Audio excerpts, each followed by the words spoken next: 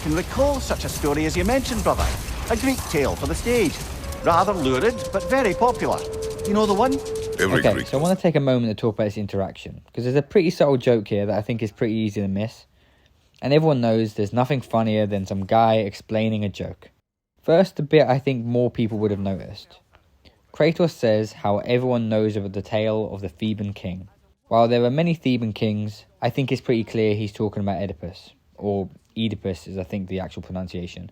The fact that Mimir mentions prophecy, and it is implied it's obviously a very famous story, Oedipus is a clear choice. Oh, and if you haven't seen this dialogue or if you don't remember it, I've got a video of it, I'll link to it if you want to see that. So, cliff notes of Oedipus. He was prophesied to kill his own father and marry his mother, bringing ruin to the city and people. To try and avoid this prophecy, his father the king sent him away and abandoned him at birth.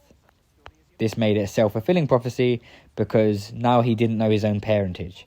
He grows up, gets into a fight and kills a random guy on a path, not knowing that that was the king and his father. When he gets to the city, he hears stories of how someone killed the king, still not knowing it was him, wins a contest to take the king's place and marries the queen, and sleeps with his own mother, unbeknownst to him. And then it's just all downhill from there. It's also where Sigmund Freud coined the term of the Oedipus complex. Now, between you and me, I think Freud is an overrated quack who projected his large multitude of issues into theories that deep down everyone was like that. He contributed like one good thing, but I think most of everything else is unsubstantiated bull.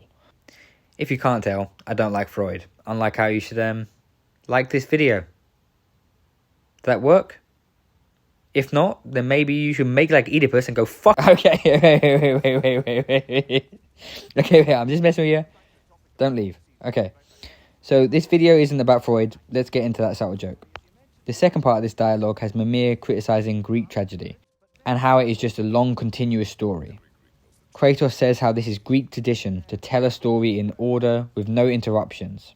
It is more clear. The key here is this is exactly what this dialogue avoids. The developers deliberately split this dialogue into two distinct parts.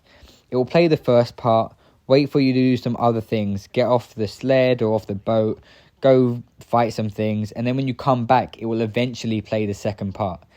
Deliberately interrupted, arguably more dramatic and more tension, but less clear and unlike traditional Greek tragedy that they're talking about.